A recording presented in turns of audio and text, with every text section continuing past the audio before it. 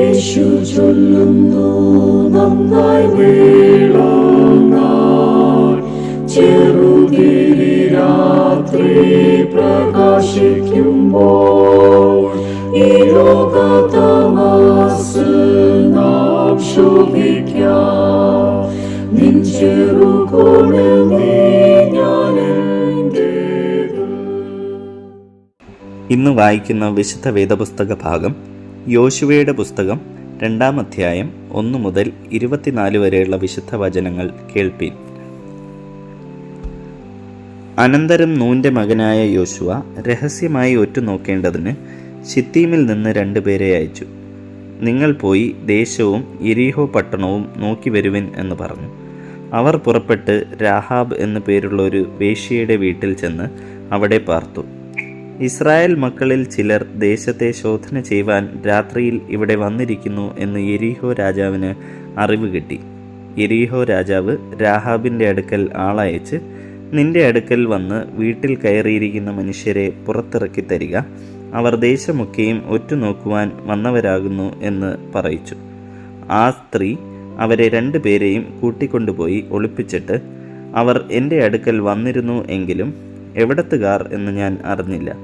ഇരുട്ടായപ്പോൾ പട്ടണവാതിൽ അടയ്ക്കുന്ന സമയത്ത് അവർ പുറപ്പെട്ടു പോയി. എവിടേക്ക് പോയി എന്ന് ഞാൻ അറിയുന്നില്ല. വേഗത്തിൽ അവരുടെ പിന്നാലെ ചെല്ലുവിൻ, എന്നാൽ അവരെ കണ്ടുപിടിക്കാം എന്ന് പറഞ്ഞു. എന്നാൽ അവൾ അവരെ വീട്ടിൻ മുകളിൽ കൊണ്ടുപോയി അവിടെ അടുക്കി വെച്ചിരുന്ന ചണത്തണ്ടുകളുടെ ഇടയിൽ ഒളിപ്പിച്ചിരുന്നു. ആ ആളുകൾ യോർദാനിലേക്കുള്ള വഴിയായി കടവുകൾ വരെ അവരെ തിരഞ്ഞു ചെന്നവർ പുറപ്പെട്ട ഉടനെ പട്ടണവാതിൽ അടച്ചു. എന്നാൽ അവർ കിടപ്പാൻ പോകും മുമ്പേ അവൾ മുകളിൽ അവരുടെ അടുക്കൽ ചെന്ന് അവരോട് പറഞ്ഞത്, യഹോവ ഈ ദേശം നിങ്ങൾക്ക് തന്നിരിക്കുന്നു. നിങ്ങളെയുള്ള ഭീതി ഞങ്ങളുടെ മേൽ വീണിരിക്കുന്നു. ഈ ദേശത്തിലെ നിവാസികൾ എല്ലാവരും നിങ്ങളുടെ നിമിത്തം ഉരുകിപ്പോകുന്നു എന്ന് ഞാൻ അറിയുന്നു. നിങ്ങൾ മിസ്രയീമിൽ നിന്ന് പുറപ്പെട്ടു വരുമ്പോൾ യഹോവ നിങ്ങൾക്ക് വേണ്ടി ചെങ്കടലിലെ വെള്ളം വറ്റിച്ചതും യോർദാൻ അക്കരെ വെച്ച് നിങ്ങൾ നിർമൂലമാക്കിയ സീഹോൻ, ഓഗ് എന്ന 2 അമോര്യ രാജാക്കന്മാരോട് ചെയ്തതും ഞങ്ങൾ കേട്ടു. കേട്ടപ്പോൾ തന്നെ ഞങ്ങളുടെ ഹൃദയം ഉരുകി. നിങ്ങളുടെ നിമിത്തം എല്ലാവർക്കും ധൈര്യം കെട്ടുപോയി. നിങ്ങളുടെ ദൈവമായ യഹോവ തന്നെ മീതെ സ്വർഗത്തിലും താഴെ ഭൂമിയിലും ദൈവമാകുന്നു. ആകയാൽ ഞാൻ നിങ്ങളോട് ദയ ചെയ്യുകൊണ്ട് നിങ്ങളും എൻ്റെ പിതൃഭവനത്തോട് ദയ ചെയ്ത് എൻ്റെ അപ്പനെയും അമ്മയെയും എൻ്റെ സഹോദരന്മാരെയും സഹോദരിമാരെയും അവർക്കുള്ള സകലത്തെയും ജീവനോടെ രക്ഷിച്ച് ഞങ്ങളുടെ ജീവനെ മരണത്തിൽ നിന്ന് വിടുവിക്കുമെന്ന് യഹോവയെ ചൊല്ലി എന്നോട് സത്യം ചെയ്യുകയും ഉറപ്പുള്ള ഒരു ലക്ഷ്യം തരികയും വേണം. അവർ അവളോട്, ഞങ്ങളുടെ ഈ കാര്യം നിങ്ങൾ അറിയിക്കാതെ ഇരുന്നാൽ നിങ്ങളുടെ ജീവന് പകരം ഞങ്ങളുടെ ജീവൻ വെച്ചുകൊടുക്കും.